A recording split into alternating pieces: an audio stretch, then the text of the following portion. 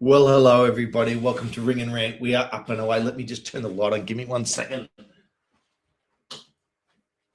I don't know that really helped much, but anyway, I'm back and it is Ring and Rant. So welcome everybody into the show. Oh, what a weekend. Who knows? Welcome to everybody as you're jumping on in. Hey, Nick. Hey, Ted. Good to see you guys. Well, results. What can I say? Wrexham. Chance to get the job done. Out enthused, outplayed. What do you say? What do you do? They just got it done on us, Norwich on the weekend. And then, hey Sarah, hey George. Yeah, disappointing, but not unexpected, even though I tipped a 3-0 win. I mean, Norwich are a good team, different team to what we played early in the season. They came back and they got their revenge on what we did to them at their home ground early in the season. So, yeah, not the result we were all hoping for, but what can you say? Yeah, this is the opportunity for anybody that wants to come in and have their say today. This is the Ring and Rant show, and I will put the link in the chat. There it is. If anybody wants to come in and have their say, you're more than welcome. Greetings, CLP fam. What's up, Big Cam? Well, yeah, through a massive weekend actually of football. I've had a big weekend personally, but big weekend of football. Interesting results. What can you say? What can you say about those results really on the weekend? I mean, let's face it. It started out Middlesbrough just getting the job done against West Brom, and then Coventry cementing their place at the top of the ladder with their win over Leicester City, who we have to play this week. Ipswich Town bounding on forward, trying to force their way up into that top two. Millwall going away to Watford and winning 2-0. Well done to them. Hull City going away to Southampton. Southampton just disappointing for a team that I thought was actually going to do very well this season and finish very high up and be pushing to get promotion. Floundering in the mid-table. Portsmouth going away to Sheffield Wednesday and getting a point, very important for them. Obviously, especially with Norwich winning on the weekend. Derby going away to Preston and winning 1-0. That was a good win for them. Preston deep in the playoff positions and Derby getting a job done. Oxford City, Bristol 0-0. Stoke City, QPR 0-0. Obviously, I've mentioned our game against Norwich. And then finishing off the weekend, Sheffield United getting an early red card and Charlton winning a classic Nathan Jones score, 1-0 at home. And then finishing off the weekend with the last game of the weekend, the later game.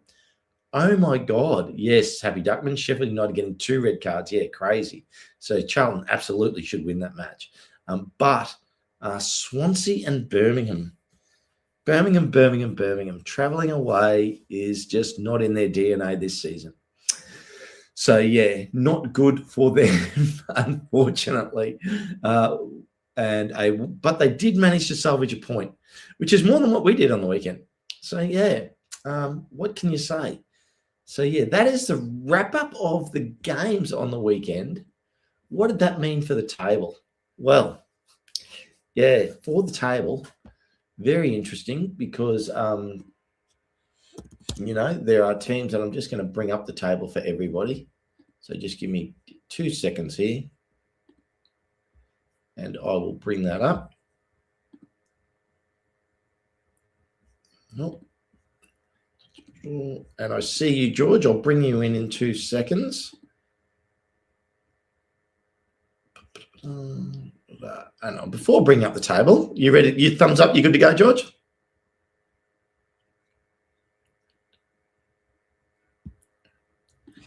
Yep. How you going? I see we got the light blue shirt gang going today here. Yeah. Well, actually, funnily enough, I literally haven't long got out of bed. I'm like, well, I'm going to wear that. I'm like, yeah, that shirt will do. How was your weekend? What did you think? What do you want to talk about today? A couple different things. I had a good weekend, lots of fun. I want to do a quick shout out to a group there in southeastern Virginia, the Revolutionary Red Dragons. They're a good sized group, about 300 members of about or maybe 350 members at this point, probably like 140 or so actually in North Wales. And the guys spend a fair time going back and forth.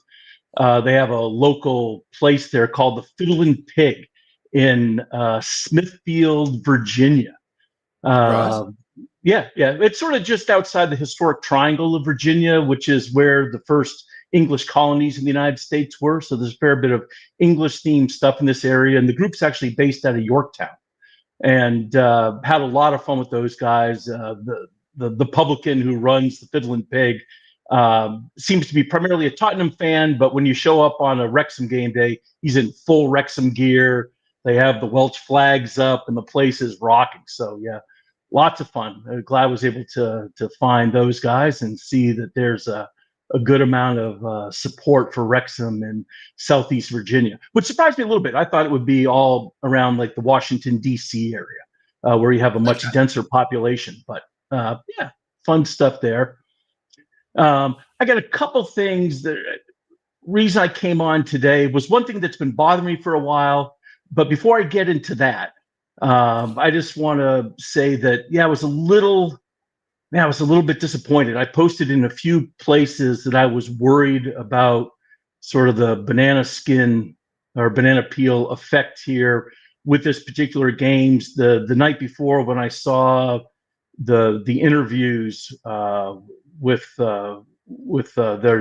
Norwich's new coach, and he was going through what the club was doing, I'm thinking, oh no, this may actually really pull these guys together and get them standing shoulder to shoulder here, which I posted a couple different places right before the game, and watching it play out, I was like, oh my God, these guys are coming out much harder and much tighter and much cleaner than I've seen them play in weeks. And at first I thought we were going to hold it together, but we just didn't. I was really hopeful that we might be in a situation where we could end up getting into one of the automatic promotion slots if things really went our way. And to make that happen, though, I mean, there's only 20 games left, or there were only 20 games left. You cannot drop points, and you especially can't lose all three to the 22nd team on the table. You just cannot do that and expect to have any hope at promotion. Just because there's so many teams, in front of us.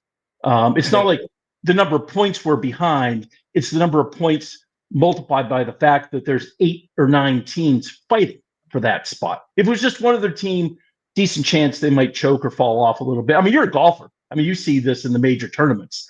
I mean, a guy who's chasing the lead, if he's 4 or 5 strokes back with 10 to play, but there's only 1 or 2 guys in front of him, and he's a good player, you've got a shot.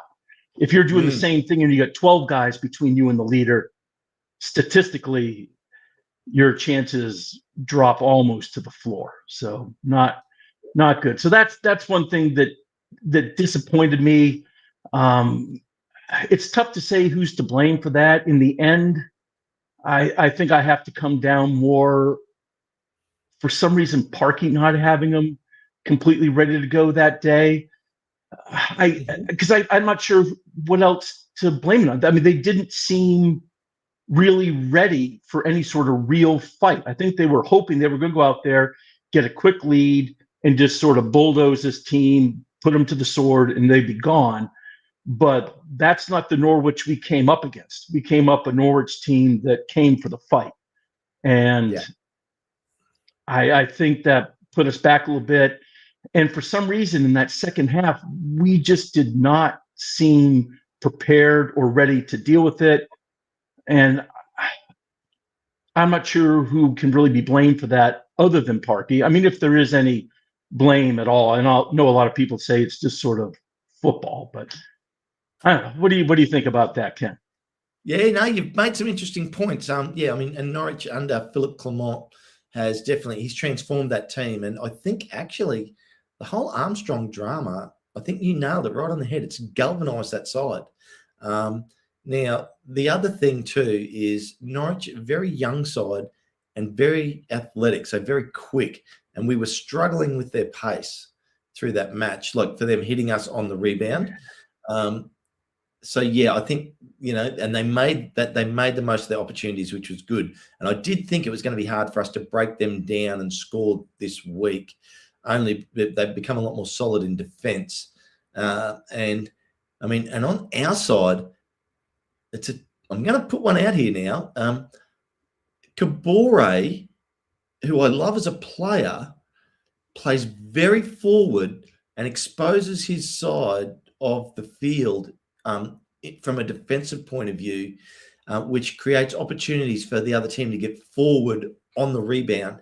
And so it's a bit of an adjustment, and he hasn't played with us for a fair while now. So, I think that the team didn't handle him coming back in and that side of the field and the way that our defense got stretched there very well in this game. Yeah, I hear what you're saying. He is extremely forward. He does hustle hard to get back. He made some pretty impressive defensive plays. I mean, coming in hard on tackles just to beat guys out. One of the issues I have with Kabore is watching him go forward. He seems to be great pace, and a lot of times can get in front of the defender. But a lot of times, since he seems to do the same thing every time, where he sort of stutter steps, stops, and then tries to break forward and outpace his guy, some of the guys I've noticed recently anticipate that he's going to do that because he seems to be a little bit one-dimensional with that particular attack. Now, it still works a fair bit because even if he doesn't get all the way around, he tries to hook the ball into the box and it hits the defender and goes out for a corner. So we're picking up a corner set piece. And at least when Moore's on the field, corners, Wrexham is a dangerous team to face in a corner. We got guys who can head the ball in. That includes Smith as well. And for all the stuff that Kabore was doing, I'm not sure how that caused Sheaf to go insane and miss every single pass or pass to the Norwich side all throughout the game. I was watching the game thinking, what are these guys doing? I mean, this is the 22nd worst team in the championship table. And I mean, them doing things is one thing. And you were talking about them being youthful and fast. One thing they were able to do, which surprised me a little bit, and this was Clement's work as coach. He had them double teaming everybody and then getting back instantly off the double team once the ball was passed, if they were able to pass it successfully, except on Kabore when occasionally they would triple team him and then still get back quick enough so they didn't get burnt in transition. Did you notice that in the game at all? How fast they were getting off those double and triple teams? A lot of double teaming, yeah, absolutely. I did notice that a lot, and we'll quickly just say hello to. I noticed Josh is in the chat chatting away. Esteban's here. John's in the chat if he wants to jump in. I know John might have something to say about his team later. Good morning to Alan and Ricky. Good to see you there. Norwich coach made a couple of adjustments at halftime that disrupted probably our normal passing patterns, and we couldn't adjust. They found the weak spot in our defence. We got out enthused more than anything in that match. Like, we didn't get outplayed. We got out enthused. Their energy was higher. They came at us harder. They applied pressure, and fair play to them. They deserve the win. This was the game to win, though. This is the game that Parkey had to be up for to win. This is 3 points you cannot drop. I mean, Wrexham, going into the last week or two of the season, I know we have a very difficult run-in against top teams, but, Wrexham seems to be up for those games. We tend to do very well in those games. I tend to worry about that a little bit less with Wrexham than I would if I was like following some other team in the league here. So, but to be in that position close enough to have the shot at the automatics, or at least guarantee a playoff spot, you can't be losing 3 points on January 17th to Norwich at home. You know what I mean? That just part of that sentence was right at the very end there, I think. Yeah. George, at home, you can't give away points. And we got 0 points at home. If we'd gotten a draw, it would have been like, okay, we've got a point, And it is funny, you mentioned the amount of teams that sit that are in this race. So, every slip up is magnified because of that. Yeah. Well, you know what I mean? It's like I said, I think the perfect analogy for that is, like I said, as a golfer, you see this when you watch the major championships. I mean, every time there's another team or person in front of you, your statistical chance of getting past that person decreases by half. And every time you add somebody in, the probabilities get whittled down until you have almost no chance at all. And that's what worries me about this particular loss. So for me, this was one of the more devastating losses of the season, simply because, number one, we've already gelled as a team. We're already clicking along and moving pretty well. We haven't brought any new players in that might be any disruptions. I mean, this team that we have should be the team that can easily put the sword to a team like Norwich. And we didn't come close to doing that. And like I said, I love Parky. I mean, I know the very first time I was on with Josh months and months ago, he was asking me, he's like, who do you like on the team? Are you a Parky guy? Who's your favorite player? All these different things. And I'm an all-in Parky guy. I love his style. I love the way he approaches the game.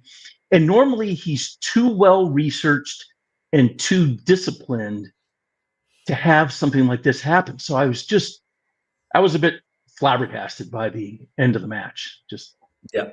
No, I was with you. I think you and I felt exactly the same when I hear your thoughts and emotions, George. I have no doubt. I mean, and we've slipped down the table there. We're now in 10th spot. And look, well, we really haven't moved. I mean, we're still 3 points out. We got lucky in the table with the teams around us. And if we had won that game, we'd be in a beautiful position today versus having just, not lost too much. Well, yeah, we would be sitting in 7th spot, only outside the playoffs on for and against. Right. Yeah, goal differential on that stuff. So yeah, that was my main thought about the weekend. If we had a minute or two, there's one other thing that's been sort of bothering me. I haven't really heard anybody else talk about it, think about this, say it on any channel, anywhere. But do you have a second? Do you want to go? I mean, this may be considered mild. This is what this shows. This may be considered mild tinfoil hat stuff going on here. But it goes back to the. Are you ready? You ready for this? I've always been a little perplexed at the very beginning of the season when Danny Ward came on in game 1 against Southampton versus Arthur Okonkwo. I think when you looked around before that first game, I mean, I'm pretty certain that everybody was pretty much sure that AO was going to start. He finished so strong. He's got all the physical attributes. He's such a great shot stopper. And that as good as Danny Ward is, and certainly with Danny Ward's experience in the higher leagues, I mean, he's not a bad person to start, but a lot of people were saying that Phil Parkinson obviously thinks that he's the number one player or number one guy on the totem pole for goalkeepers for Wrexham going in. And the more I've watched Parky and I've watched him these past few years and look at the way he does things, I do not think that that's 100% correct. I've become more and more convinced that Parky, once again, he's extremely conservative. He gets very nervous going into situations where he's not exactly sure what is going to happen.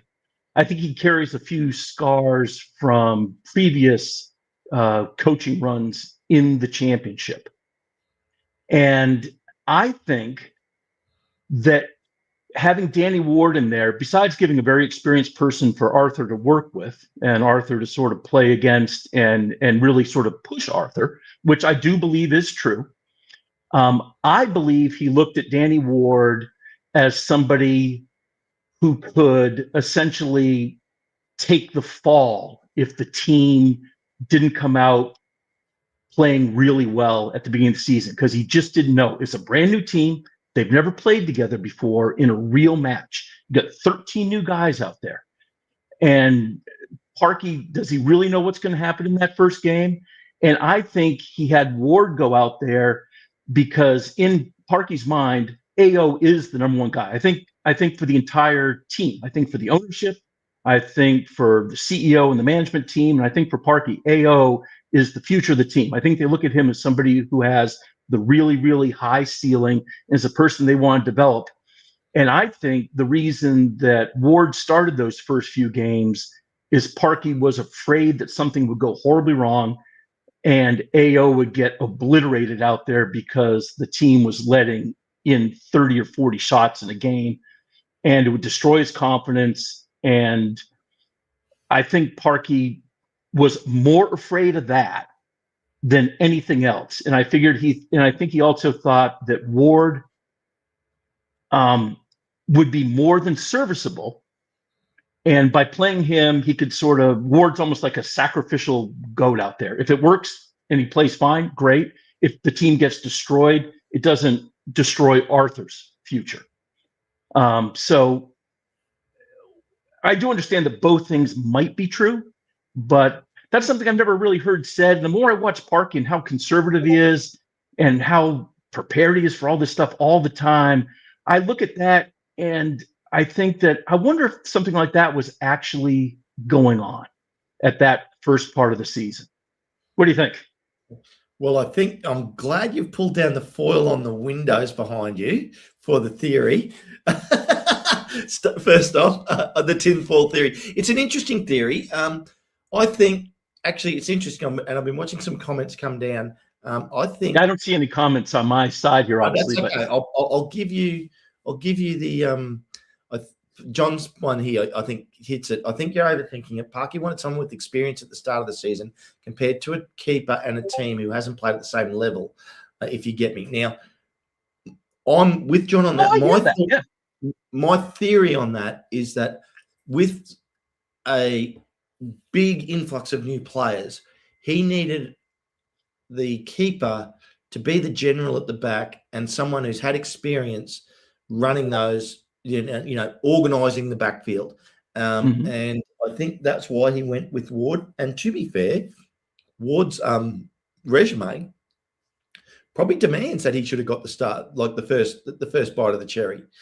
So it probably all fits in saying that. I agree with you totally on the fact that AO is the future in terms of our number one keeper, unless we go and buy someone absolutely crazy big.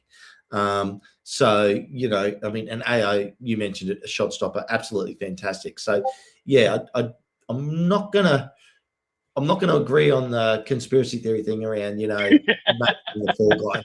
I think that, and unfortunately for Denny Ward, like with his injury, like he was going great guns. He was going absolutely great guns, and then he got injured. Now AO's stepped up and done the job. So yeah, I think it's really interesting. So the way that's done, also the way that's panned out. So yeah, it's been interesting. Unfortunately, like we let those points go on the weekend. It's been mentioned in there, Norwich playing like a top 10 side. It was mentioned there in the comments, and it's true. They are a very good side that are on the way up. And over the past 10 games, aren't they wouldn't they be number 8 or something in the table? I mean, they're playing much better than a 22 spot. Maybe higher now. And the two teams, and like I mentioned it earlier in the results, Portsmouth got a 1-0 win on the weekend, which was very important to keep them out of the relegation zone. They went ahead and beat Sheffield Wednesday, which is a game that you just have to win. But Blackburn and Portsmouth only sit 1 point above Norwich. Now, Portsmouth does have 2 games in hand, and Blackburn has a game in hand. Blackburn's game's against Ipswich, though. So that game that they've got to make up. So I'm not counting on them getting any points there. It actually, I tipped Portsmouth, Oxford, and Sheffield Wednesday to be relegated. And Blackburn's definitely come into that picture now. I mean, Norwich has to still be in that picture because they're in the relegation. You can't say they're not. Yeah. But they're playing like a team that's going to fight their way out of that. I would pick Blackburn over Norwich, all day long, as far as by the end of the season. But there's still 19 games to go. I mean, I don't think they're going to make it. Blackburn looks awful, just awful. So yeah, I and watched then their past couple games, and they're they've been pretty average. They've been pretty average, and it's funny. On purpose today, I put up 3 jerseys, and I've got like a League 2, a League 1, and a Championship jersey there on purpose, just because of the fact of, thinking back to times when we would win a whole heap of games. And not to say we're going bad this season, because I think we're doing great. Like when you think about it, like 10 wins, 10 draws, 7 losses. It's a pretty good season. 10th spot in the first year in the championship. Can we make the playoffs? Yes, we still can. Will we? I tipped us for 7th. I didn't think we were even going to make 7th just before Christmas. Then we went on the run through over the Christmas period, 1-4 on the bounce, and all of a sudden I was one of those fans. Yeah, we're away. And then you go and watch a game like that on the weekend, and we're going to come up against Leicester this midweek, and we're playing them at home. They just lost to Coventry, but we just lost to Norwich.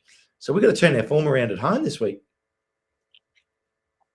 Yeah, no, I certainly agree, and I'm looking forward to it. I mean, I think we still have a very realistic chance of just snagging that number 6 playoff spot.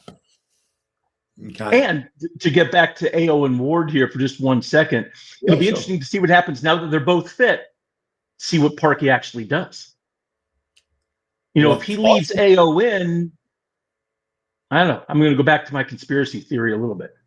But now but he switches him around, fair play. That's obviously what was in his mind at the time. And Ward is an extreme. I mean, and he is a very good keeper at this level. But I do love AO as our goalkeeper. I really do think he's the future. He just gets better and better and better. When we got to penalties against Forest, I mean, I was telling some of my friends at that exact moment, like, we got this.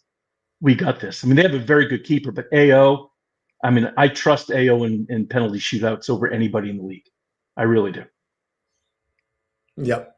Yeah. Very interesting because, he's such a great shot stopper. We haven't even mentioned Callum Burton, who I watched preseason, who looked just as good as AO. So, I'm putting them all on an even keel, and he can't even get a look in. Yeah, it's going to be interesting. But I think with Ward back, to answer your question, I think, we'll see. AO's going to do something terrible to get his spot back. I think it's AO's spot now. Yep. I do. I think it's AO's spot. He deserves it. Oh, I certainly think he deserves it. Once again, I believe in the minds of every single person in management at Wrexham, AO is our guy and is the future of the club. Mm-hmm. I'm watching all the interviews, listening to everybody talk with these guys, was watching their own comments and stuff that they do on different shows and things. I mean, do you see anything that would indicate that AO is not their absolute number 1 pick up and down the board? I mean, from Rob and Ryan through the CEO, CFO, through the coaching staff, through Park. I mean, no. Anybody? No, I'm with you. Now, I see we've got someone else just jumped in, so it'll be good to have a chat. And at least, this guy, at least he got a point on the weekend. So good luck to him. Congratulations on your point. We're jealous. Oh, my God. The blue man himself. Yeah, I was just Googling who shot JFK because I thought I was coming on to a conspiracy theorist podcast, not a football podcast. No, I'm only joking. I don't know, John. I look at that.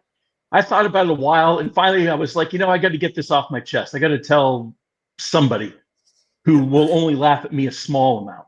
And I figured that it would be Ken would be the safe bet there. But then I see Josh is in the background and you're on, so I'm willing to take my lumps on that. But once again, I think for Parkey though, it was a free hit at the beginning of the season. Ward could go out there and nobody could say anything. And if something went horribly wrong, which Parkey, remember, Parkey's gotten fired from the championship for having things go horribly wrong for a few games. You know what I mean? I think there's some emotional scarring there. And that hopefully maybe a tinfoil hat or two might help with that. I think it's just a simple fact that he's an experienced goalkeeper, Ward. He brought him in, especially in an away game at Southampton, wasn't it? First game of the season. Yeah. It was just, he wanted somebody that's been there, done that. And, as good as AO has been for you guys in League One and previous seasons, he's never played at this level before to that point. So it was the safe bet, wasn't it? You know, it was Well, that's the what I'm safety saying. first. I mean, it doesn't really hurt AO's future if something goes wrong. Like I said, both things can be true. When I look at Parkey, I think that's more where his mind goes to as he assesses these situations. But that is just me. Yep. Anyway, there is both my ring and my rant for the day. And you fulfilled the show without a doubt. You know, well done. But yeah, I mean, oh God, I totally lost my train of thought now, John. How was your weekend, John? How was your game? How did you play? Not brilliant, not terrible. It was a bit of a sort of game. I thought didn't think we were great first half. Didn't think they were fantastic either. Terrible mistake to gift them a goal. Well taken goal, give them credit. And then second half, I thought we were probably slightly the better side. They did miss a few chances. Our goalkeeper made a couple of really good saves, but typical championship game. So yeah, I mean, considering our squad at the moment and what we've got available and the team and everything, it was kind of like, I'll take anything in the Swansea game. It was, you know, we desperately need some transfers through the door, and obviously that game came too soon for any of that. So it was very much of a take anything you can get in that game. So yeah, good point away from home. So yeah, and you've got transfers incoming, don't you? Well, we've got one. Well, we signed Kai Wagner a few weeks back before the Coventry game, so he was already in and playing. We signed that Jon Solis from Girona, I think it is, in Spain, a Colombian midfielder who's meant to be what we're kind of missing in midfield, a bit of strength, mobility. He's 6'1", 6'2", bit of a box to box midfielder, strong in the tackle, you know, wins the ball. And that's where we've missed. We've been a bit physically weak, I think, in the middle of the park this season. So that will definitely beef us up there. But yeah, it sounds like we're going pretty hard and pretty big for a couple of sort of wingers and a striker. We've been linked to that young Danish striker who pretty much every man and their dog in top end of Europe are after. So I don't think we'll get him personally. I think there's too many bigger clubs after him. I can't see us snapping, to be honest. But yeah, and the other rumours are we've gone for a Spanish winger from Deportivo, which we were interested in the summer, but we're kind of put off by the price tag. Whereas I don't think the price has come down an awful lot, but it's come down a little bit. So I think we're going to test the water there. But again, he's another one which is, he's too good for the championship. So why come to the championship? Is my sort of theory. Okay. Well, I'll pivot that into Wrexham. Max Cleworth signed through till 2029. We'll start with that one. What do you both think of that? His agent's played a blinder, isn't it? Let's get all the stories out there that Villa are interested in me. Oh, look, we've signed a new deal. How convenient. Which is probably where he wants to stay anyway, John. He was never going to Villa, and Villa were never interested in him. Come on. Yeah, and I don't think that the club fell for any of that. You know, seriously, I don't think they believed anything about Villa. Really? I mean, nobody believed anything about it, did they? Not a single person that I've ever talked to. What are we? I mean, you guys don't believe anything there was anything now. Like in terms of what do you reckon he's earning a week now? If you had to take a guess. I bet you he's on probably between 10 and 15 grand a week now, somewhere like that. Yep. Okay. You know, I mean, let's be honest. He's a good young defender, but I mean, he's not top end, is he, or anything like that? So he's not going to command sort of, you know, 20, 30 grand a week or anything silly like that. And I'm sure he probably wasn't on a fair amount before. So it's a deal that's probably bumped him up to, you know, decent championship wage. And as a bit of a well done, you've stuck with us on the journey. Also, you've performed. And it also protects the club because obviously if anyone does come in for him, well, he's under contract and you can demand a bigger fee. Simple as that. But no, Villa were never. I mean, as much as obviously I can't stand them for obvious reasons, I would love to belittle them and say they would waste tons of money in that. But they're not. They are not a daft run club. They are. You know, they were never going to spend a ton of money on a player, which, let's be honest, is not good enough for the Premier League. So, no, well, Josh is happy. Yeah, Josh loves Love that. this. Josh is happy. We've secured our centre back for next season. So yeah, I so think that one. Cleworth is.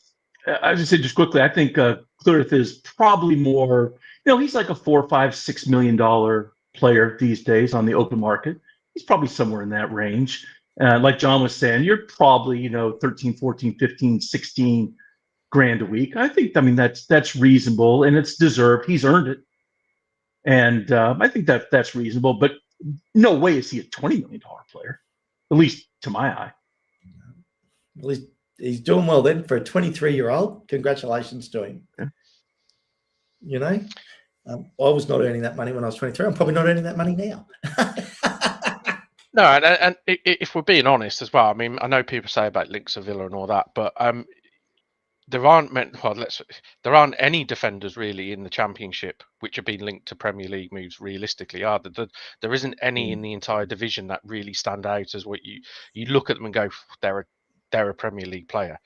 The gulf is so big, so it's not a slight on Max, or it's not a dig at him or in any shape or form. It's just that to play in the Premier League, and this is going to hurt me to say, to play for a top end Premier League like the Villa, who are in the top 4, or to be anywhere near their squad, you have got to be really good and of a certain level, and he ain't there.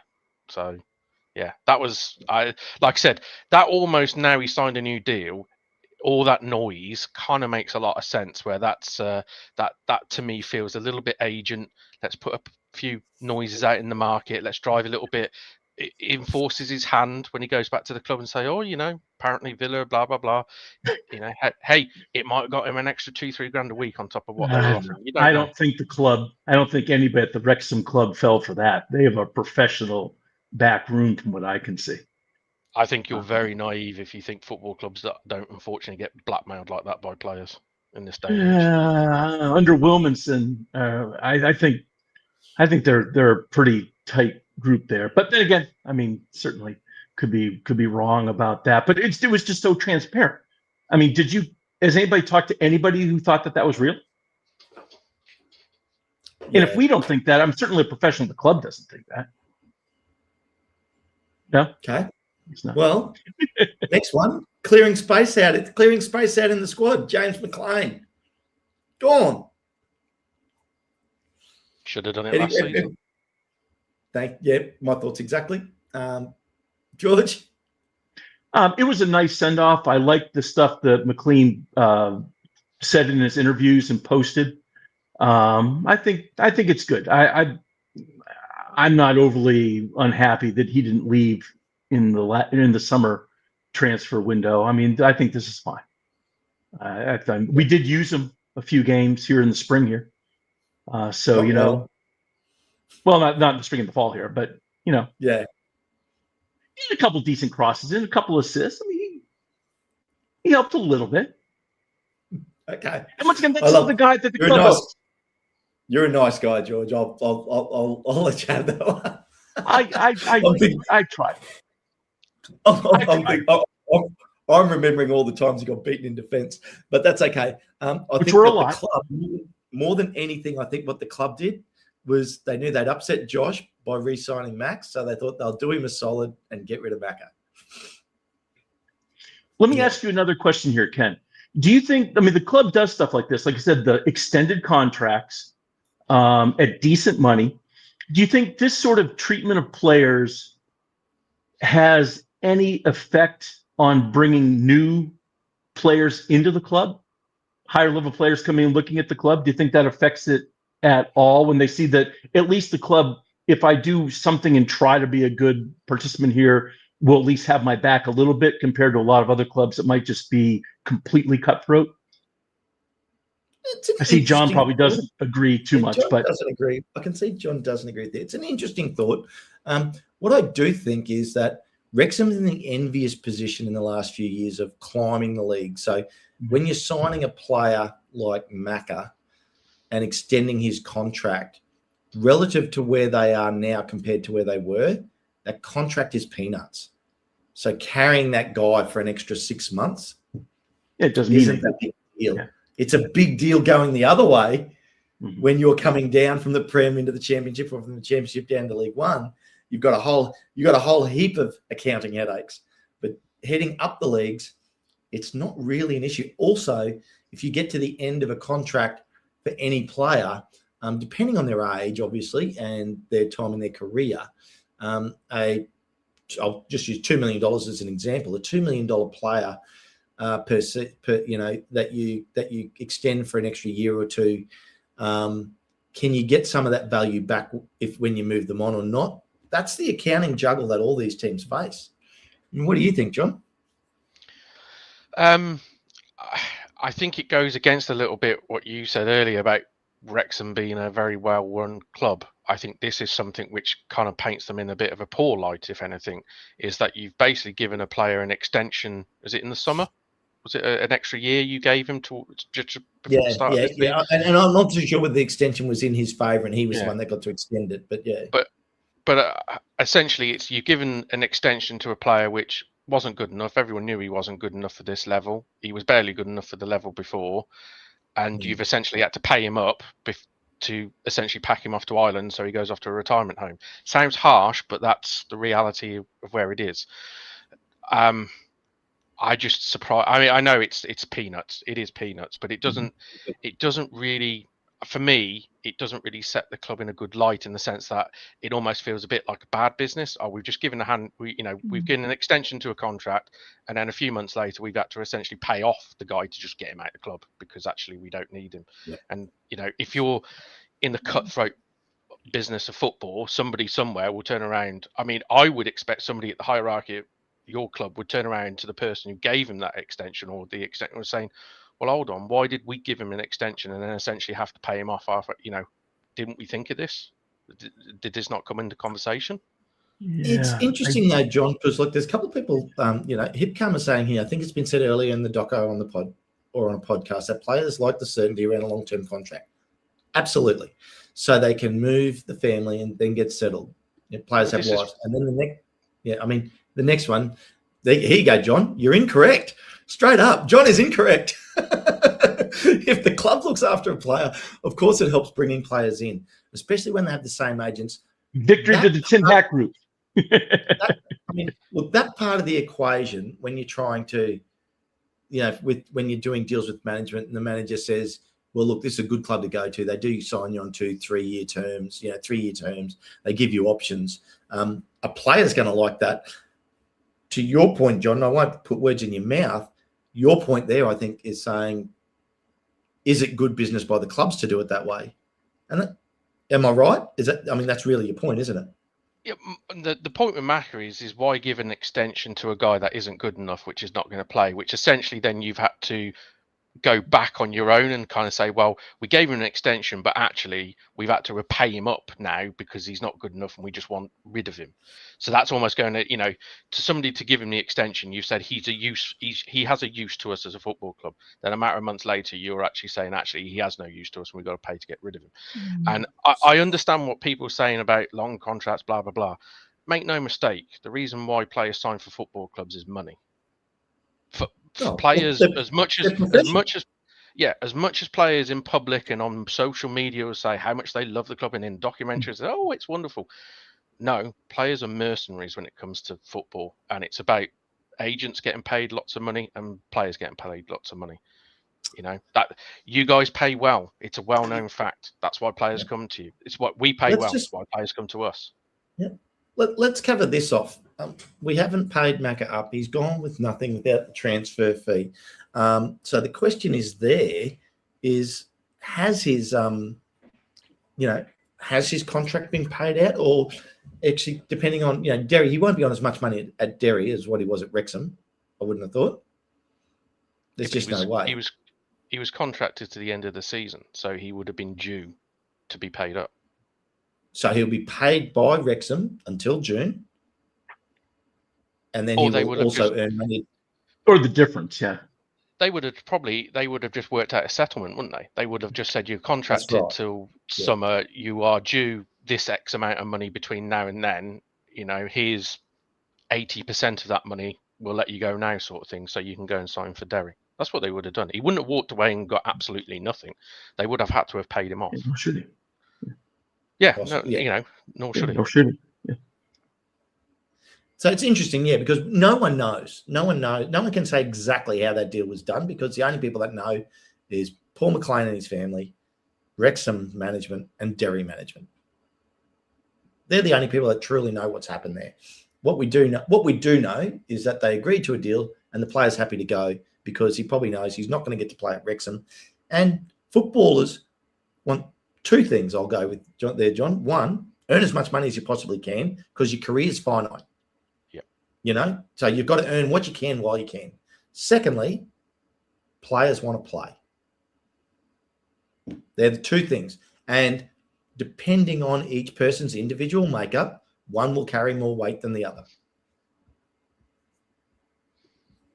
Higher up. And I also look at the Wrexham business side. Remember, our CEO, first and foremost, self-identifies as an accountant.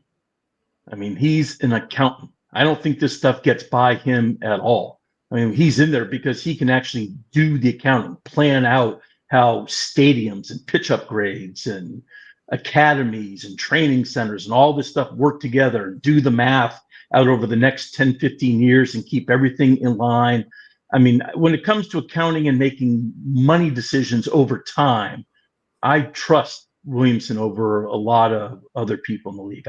I don't think he makes that many mistakes, not from what I've seen. So I don't think this stuff is really getting by. I think it's a calculated decision on the club that they don't worry about, like I said, the peanut-sized contract stuff. They look more at the overall reputation of the club within the industry and amongst the players, and because they're on an upward trajectory, like you were saying, Ken. And as long as you're going up, that can work. Anyway, that's my own thought on that. Okay. Yep. It's a good discussion, I guess. Well, and I guess Oh, do we lose Ken? Do you think anyone else is going? And and because it's now, well, it's the 19th of January here, so I have seen rumors saying there's going to be movement this week for us. I want to see something soon. Difficult window to do business in, though, January. That is the ultimate problem. Difficult window to do. What? Sorry, say that again, John. Sorry. I say it's a difficult window to do business in, and I think your internet's on the go slow. Yeah. No, that's fair. Yeah, it's tough. It is tough, and I mean, but in the race, okay.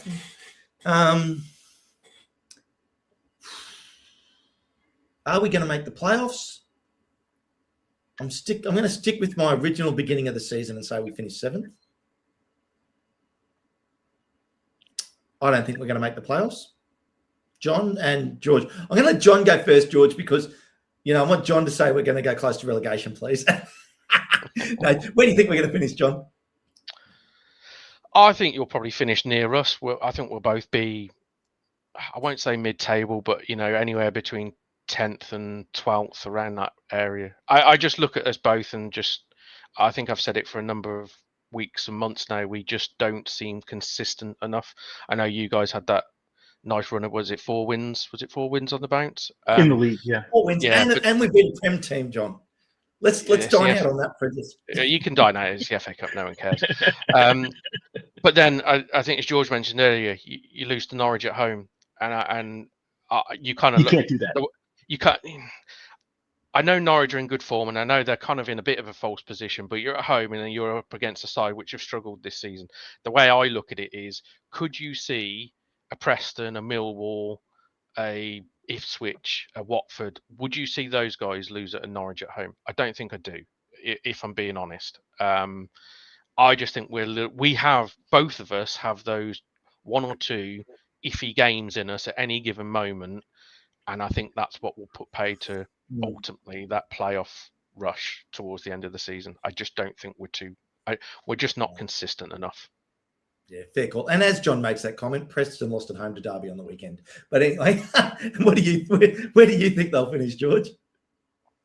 I think we still have a chance at 6th, only because I believe that if there's an opportunity, if there's a player available, even at a relatively high price tag, we might go for him. And like I said, the later we get in the window, traditionally, we tend to sign bigger and bigger players. So I think as we get into the final, 10, 12 days of this window, we might actually see a 1 or 2 or 3 big signings. And if that happens a couple months after that, when the team regels, we may be back to winning ways and creep into that number 6 spot. But without that, yeah, we're 7, 8, 9, 10. Yeah, Look, I was unhappy. Like I said, losing to Norwich at home, and once again, Parky knew the position. We had to win that game to keep momentum going and have a shot. And we didn't come close. And Norwich, it's not just, John was talking about just being Norwich. Remember, it's Norwich in the middle of a complete fiasco. Their best player got put in player timeout for the weekend.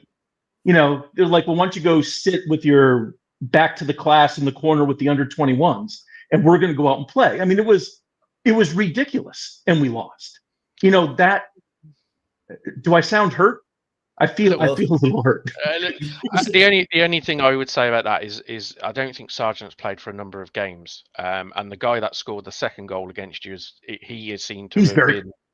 Yeah, he seems to be their source of goals since Clement has gone in there as manager. Yeah. So I'm not sure having Sargent would have made a huge difference to the way Norwich play right now. And I think their form over the last, is it 8 games or something? They are kind of mid-table-ish form. So they're not. I know they're 22nd or whatever it is, probably but playoff form now after the weekend. No, they're almost playoff. In 10 games, they're about 8th or 7th or 8th right now. Yeah, so and they're a team that harbored playoff ambitions at the start of the season. So, it's not exactly like playing Sheffield Wednesday at home, is it? That's the thing. And we all drop points to them too. Yeah, you're hurting me, John. You're hurting me. Everyone knows the championship. Everyone can beat everyone in this league. And if you are not up for it, if you haven't got 11 players all up for it, if you're carrying 2 or 3, you will lose to anyone in this league. That is what this league is like. So, and the tinfoil hat theory, interestingly enough, Ted Nelson, after our 4-game win, I was thinking, yeah, okay, well, we're only 6 points off second. Wrexham will do some good business. We'll finish second, Ipswich first. Coventry drops playoffs and does not get promoted. Well, Ted, no, is the short.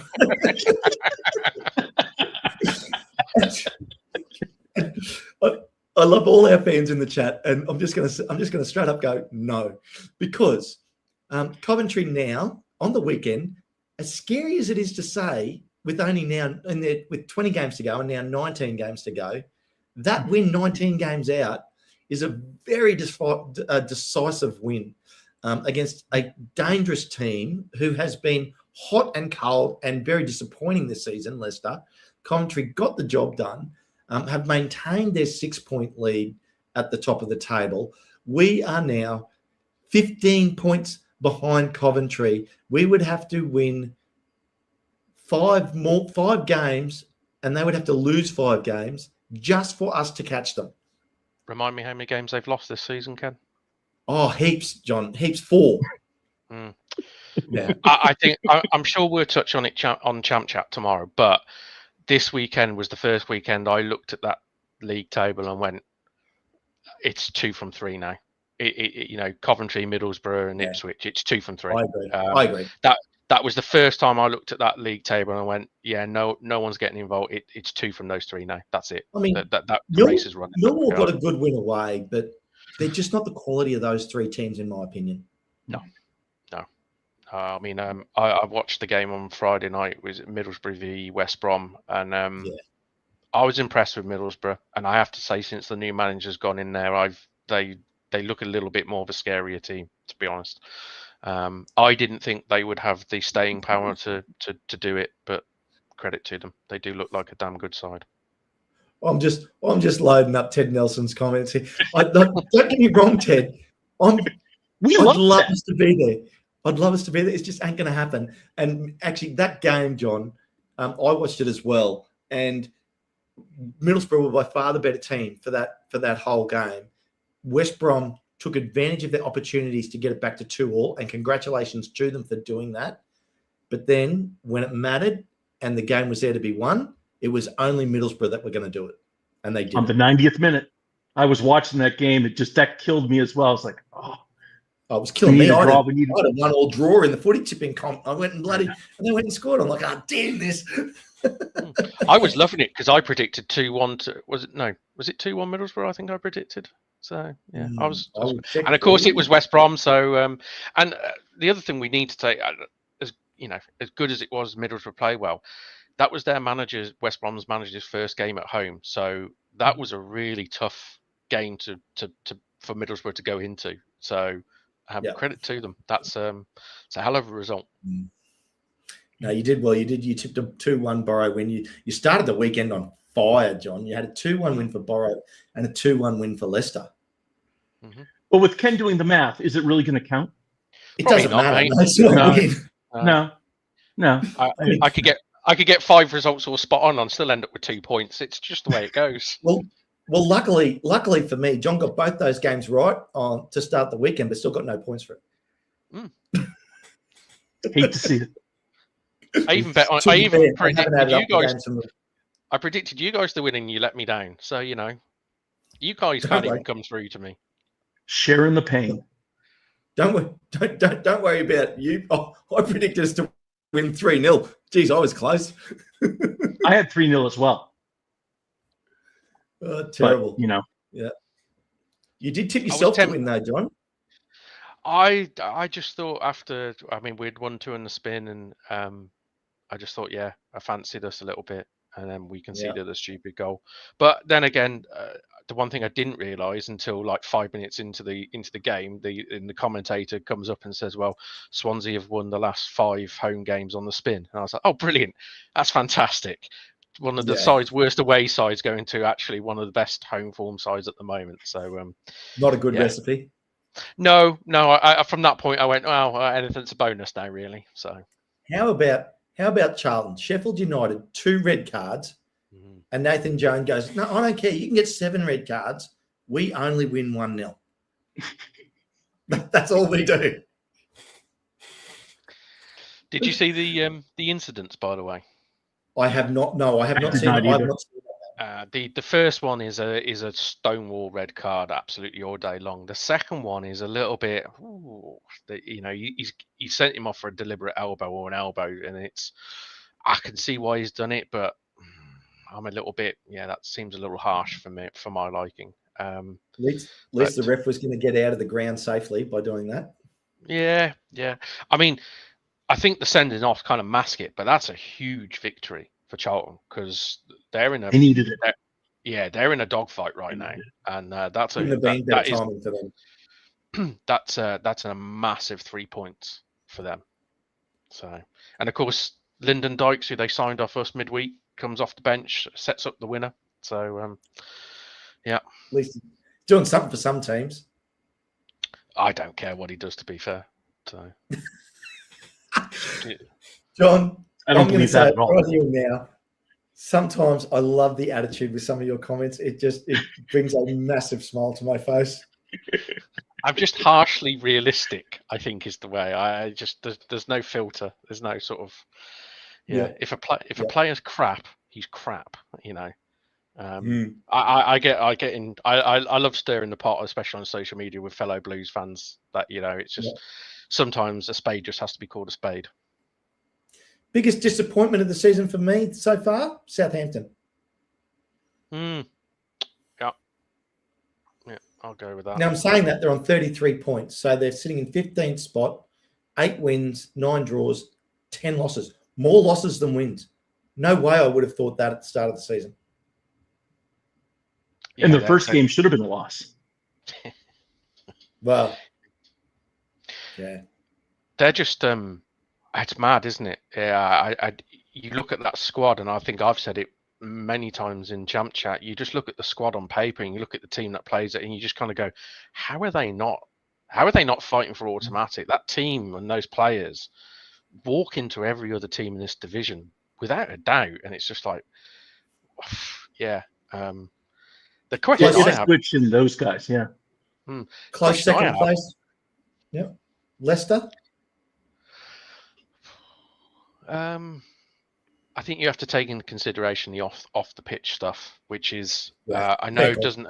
I know it doesn't affect the players on the pitch as such, but it does have an impact off, in the change rooms and all that. And I think business wise, they didn't do an awful lot of transfer business. So yeah, I think on paper you would say they've been disappointing, but I think they've done all right considering everything that's gone on.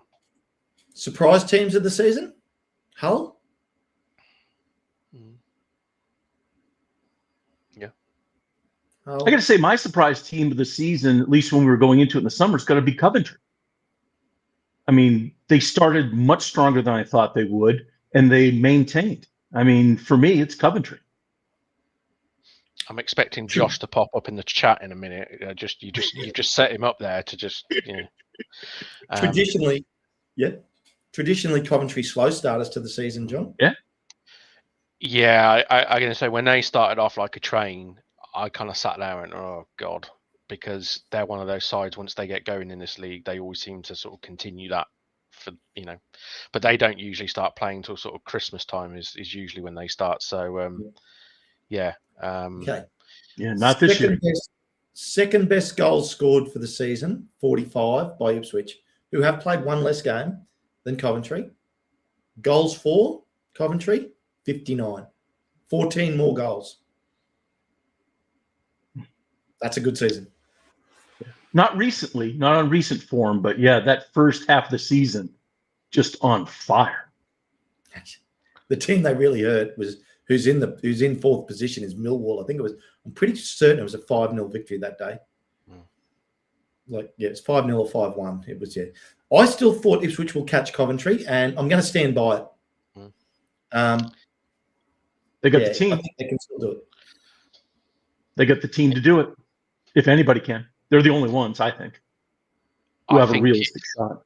Yeah, I'm going to say I still think Ipswich will probably catch them and overturn them. The other thing is that gap between Middlesbrough and Coventry is not massive either. So it's only 2 games. That's the thing. Those 3 teams, none of them really, none of them can afford a painful slip up right now. But ultimately, when you're first, second, or third, you don't tend to slip up, do you? You tend to win most weeks. So, yeah, it takes me back to our National League season, John. Holy dooly, yeah, not to count. I didn't realise football went that low. Sorry. Oh well, no, it does, and get ready because you're heading there. Only joking.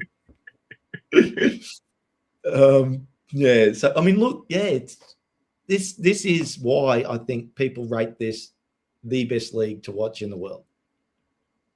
Any team can beat any team on the weekend or on any given day, I should say. And, I mean, we've just said Norwich are a better team than what position they're in. The only team,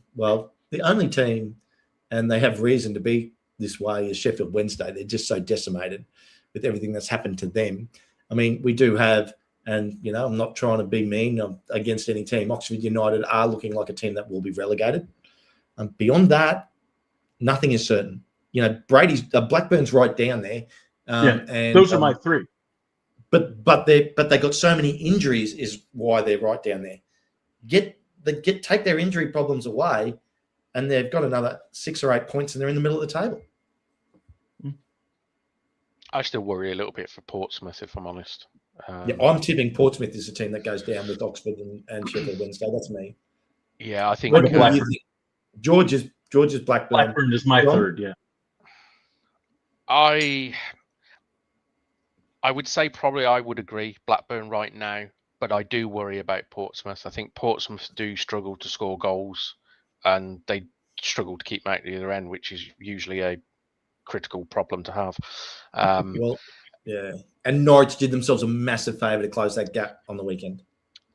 Yeah, you just see Norwich getting out of it, don't you? They're just you can see them over the next 5-6 games just not pulling away from it, but just edging themselves above it. Getting to 19th, and by the end of the season they'll be 6, 7, 8 points clear of the relegation zone, in my opinion.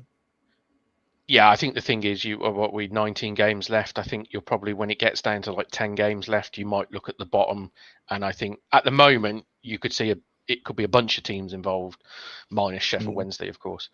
I think with like 10 games to go, it wouldn't surprise me if you're kind of looking at, if you take Sheffield Wednesday at the equation, you're probably looking at it's going to be 2 from 4, possibly by that point. Yep. Charlton did themselves a massive favour. I mean, Sheffield United did themselves no favours. Dropping down. Charlton tied with Sheffield United now. So, I mean, the last team, even though Southampton and Swansea are tied on 33, I'm going to say the last team that's in that relegation race at the moment is Swansea. Southampton surely will produce enough class at some stage to put a couple more wins on the board. I'm not convinced their manager sees out the season, even though they hired him recently, because I think the longer this run where they don't get in contact with the top 6 goes on, I mean, because not getting in the top 6 is abject failure for that Southampton side. So I agree. I think he's, unless something drastically turns around in the next 3-4 games, I wouldn't be surprised if he might be turfed out. I mean, I know Hull are not a bad side away from home. Yeah. Oh, they're a little bit lucky. They've got Sheffield United through the week at home. Yeah. But Sheffield United are capable. Yeah, well, they'll have 2 players that can't play. Yeah, one of them's the captain, to be fair. Yep. A lot of different podcasts have the Blades tipped to be the 6th playoff spot, of doing a really big climb here. I don't believe that at all. I do not like the Blades at all, and so I'm certainly hoping that is not true. But I don't think it's true. But everybody keeps saying it, so who knows? It's now, the Chris Wilder effect. I'm just going to cover 3 games, John, because we'll cover that one. There we go. So Southampton should win that game. Now, normally I would do the Wrexham game last, but I think there's a better story. So Wrexham at home to Leicester, both teams losing on the weekend. Really important for us to get the 3 points in this game, I think. Yes, difficult game because Leicester. Very difficult. Yeah, Leicester will, depends what Leicester turn up, and they've got Jordan James is banging goals in left, right, centre, and they got 2 wide men, which every team in the division would love to have. It just, like I said, depends what Leicester turn up. Yep. What do you think about that game, George? Do you think we're going to win that one? I don't know. I thought that it would go, we would win on the weekend and we might draw that and pick up 4 points for the 2 games. But for me, the draw was going to be Tuesday night. And we're already behind the number on that. I worry a little about Tuesday. I mean, they are a mildly capable team, and don't know. Of course, again, we'll probably go out and beat them 3-0. So who knows? But I am a little concerned. Well, the game that's really hanging on everybody's lips is the true test of Birmingham's away form. They're heading to Sheffield Wednesday and away. Now, I'm telling you, if you don't win this game, can you imagine the fans? I think if you ask the fans, most Birmingham fans will probably say it's 1-0 Sheffield Wednesday, 93rd minute, Barry Bannon winner written all over it, because it's just that would just be typical. I mean, they're terrible at home as well, so it's kind of like, we've got I don't know whether we'll sign a player or 2 tomorrow either, who knows, but we've got to go there and win. We really have. You do. And let's have a look at. So let's give them their dues. The top teams. We'll start obviously right at the very top. Coventry at home to Millwall. Good game. Millwall coming off a win. Coventry should be too strong at home in my opinion, but Millwall with their backs up at the moment. Tough game. I think Coventry will probably win it quite comfortably. Okay. Really? Yeah. I just think it's a styles make games, if you know what I mean. And I was about to say the same thing. yeah. Millwall will sit back, low block, counter attack because that's what they do. That will suit Coventry. You give them all the possession and say, right, break us down, and yeah, they will do. They've got enough in that attacking arsenal to break anyone down in this league. So 59 goals this season. yeah, the key for that will be for Millwall to score early. If Millwall could grab a goal in the first 15 minutes and give themselves something to hang on to, that could make it a real fight and a tough game. But yeah, if Coventry sort of get their noses in front, it's all aboard the Yeah, Coventry. I don't know. I watched Coventry lose to a team that plays counter-attacking football with a defensive style earlier this year that wasn't expected to win. And I don't know, Millwall. Coventry. What was that? They didn't play that well that day, Coventry, in my opinion. And we were lucky to get them when we got them. And I'm happy for it. I think Millwall's got something to them this year. I've been reasonably happy watching. Yeah. I think if it was at the Den, I think yeah, you could see Millwall getting. So I just think Coventry away, that's a real tough place to go. One thing for Millwall is their back will be up after the shellacking they got at the Den earlier in the season from Coventry. So will that make any difference? Yes, Esteban, it was Wrexham. Then we'll go to second place now, Middlesbrough. Middlesbrough travelling to Stoke. Stoke had a 0-0 on the weekend. Couldn't score a goal. Middlesbrough travelling away. Should be too good. Yeah, you would imagine so. Form says they should be too good, George. What do you think? Yeah, I agree. Too good. Third spot, obviously, is Ipswich. I think this is going to be an absolute cracker at home to Bristol. Bristol's in good form. I've got a feeling Bristol have a bit of a hex over Ipswich as well. I'm not sure if I may be completely wrong on that, but something in the back of my head kind of makes me think that Bristol seem to always dig a result out against Ipswich. I may be wrong. Good team. I mean, I think Ipswich will win, but Bristol are an underrated team. Like they're in ninth, just ahead of us, same amount of points, better for and against. Interesting game. Definitely dangerous on their day. Ipswich is going to have to be on it to win. Problem is with Bristol, they are destined to finish 9th and 10th every season. That is kind of Bristol. I mean, last season obviously they snuck in the playoffs because it was a low bar of points tally. But I'm friends with a Bristol YouTuber, and he says the same thing. You know, they could be brilliant but still finish 10th. So okay, that's it. We're not having any more lies on the channel. John said he's got friends. I mean, come on. Acquaintance.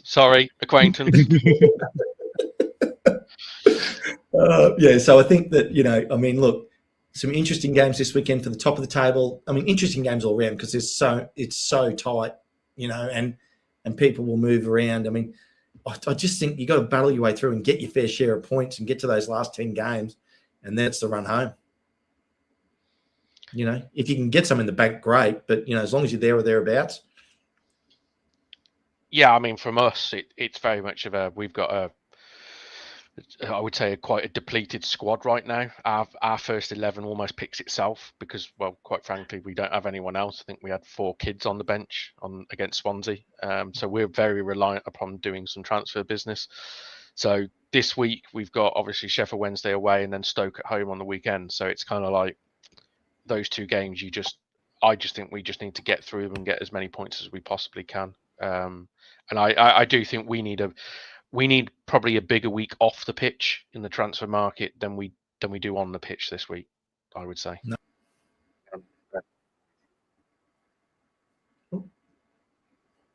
Just give me a second here. I'm having a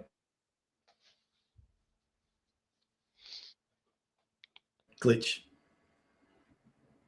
Glad you said glitch at that moment. Sort of a Max Headroom moment going right there for you. Yeah, Ken. just bouncing on me here at home. Sorry about that. I've just fixed it. Yeah, so I've just fixed it. I wanted to jump in. I was looking at, not that it's 100% accurate. I was looking at transfer market, 56.25 million for Wrexham. And it made me think when John just was mentioning his team, not that the numbers are accurate, but it's an indicative number. And I just wanted to see what Birmingham was at. Let's have a look. Are you talking about squad value or squad transfer? value? Yeah, squad. It's not transfer. 96 million, worth twice as much as us. Yeah, they spent the money last year. We're getting rid of all those players. Yeah, you're trying to get back down to our level. No, we by the sounds of things, we're going for even more ambitious targets now. It does sound like that, doesn't it? Yeah, I mean, I must admit, I'm a little bit shocked at the figures being bandied around. I mean, there's this striker that we're interested in, which, if it happens, is going to cost us around about 9 million quid. There's a winger that are talking about again. I mean, they're talking, I think his release clause is 20 million euros. Obviously, we've signed this midfielder on loan, but it's an obligation to buy if he starts 11 games, and it's an obligation, and he will cost 8 million euros in the summer to buy. So yeah, they're throwing the checkbook at a fair. And the one thing I do like is they've in the summer we tended to go for what I would say tried and tested. All our players were over 25. They had experience at this level, or they had experience at top European level leagues. This one, we've all the players being mentioned are of younger. I mean, the striker's like 21. I think the winger's like 24, 25 possibly. And obviously the midfielder we've signed, he's 22 or 21. So I think there's very much an emphasis on the business we want to do, it being young, hungry, energetic, because that's what I think we do miss. We're a very good footballing side, but we do miss that energy and that youthful exuberance, shall we say, at times. I think we're in exactly the same boat, John, when you say that. Yeah, I think we're missing that youthful energy as well. I'm just looking at your squad list, like in transfer market, like the highest value player in there is Stansfield at 18 million. And like I said, take these numbers with a grain of salt because you don't actually know. Tommy Doyle 8 million, Furuhashi 6. So yeah, 6.5 for Asaya Samuel. Yeah, okay. I mean, yeah. The numbers mean nothing. It's how your team performs at the end of the day. Like, doesn't matter. Like, it matters to the player. But, if we're being honest, player valuation also means nothing because at the end of the day, they're only as valuable as what the purchasing team is willing to pay for them. At the end of the day, yeah. That's true too. Yep. Aston Villa buying Max. Oh no, wait up, that didn't happen. We re-signed him. Yeah. So look, I think we've covered off a lot of topics this morning. Been good RingNRant. Thanks for coming on, George. Oh, it's always a pleasure. It's been a while since we got to talk, Ken. And like I said, I needed to talk to somebody about that whole thing. I was looking back. I actually looked at some old shows about Arthur Okonkwo at the end of the summer, and once again, it just seemed weird to me. It really did. So I figured I'd dig into a little bit more, and then I just came up with that particular theory. And I'm like, it might be, if it's not fully true, it might be partially true because it does give Parky cover. But I love the fact that you chose me for your conspiracy theories, which is fine. I would have loved to have seen you doing it with Paddy. That would have been pretty funny. Yep. I would have preferred Josh to take the conspiracy theories personally. Oh, that would be good. Yeah. If you can somehow come up with a conspiracy theory, George, that involves milkshakes, that would send him over the edge. Yeah. Give me a few days. I'll work on that. Thank you. No, we appreciate it. Yeah. And John, good to see you, mate. I haven't seen you in a minute. It was fun. And look, I think your team's starting to trend in a slightly better direction lately. And to be fair, I think you're just playing a little bit better than you were a month ago. I think, with us, it's a little bit, you have to take it into context. You almost have to take the away games out of the equation because obviously at home we do look really good. And we've had a lot of away games recently. So. Like you're putting me under pressure with this away form because you're up against Sheffield Wednesday this week, and then So if you're ever going to tip Birmingham to have a win away, it has to be this game. Yeah, I would say so because I bet you no one predicted us to get anything out of Swansea away. So I tipped a win for you guys. Yeah, did you? I thought you guys would win. Yeah. Oh, you're both bonkers. I did anyway. From my memory. You heard the first part of this show, John. You know that's true. Well, yeah. Yep, I tipped a 2-1 win for you, John. You really let me down. Well, I predicted us to win 2-1, but I forgot you are a Birmingham fan too, Ken. So, yeah, okay, I see your point. Yeah. Well played. Well played. Well played. Well, guys, why don't we'll call it there. We're at an hour 20. It's been a good morning for me, evening for John. Evening for me, yeah. It is evening for you too now. You're I'm on Ocracoke Island off North Carolina. So, yeah, we're just about 5 o'clock. Nice. Well, guys, thanks for coming in. We'll get out of here. Everybody, don't forget to hit the like and subscribe on your way out. Become a member if you want to. Tomorrow, you'll have Josh. Oh, no, Champ Chat tomorrow, John. Believe so, you yes. boys will come in and actually make sense of the whole championship table. We will try. Yep. And I'm sure there'll be a Reckless Club from Josh. And then the next day, we're into next game, which is us against Leicester at home. So, guys, on that bombshell, we will see you all again soon.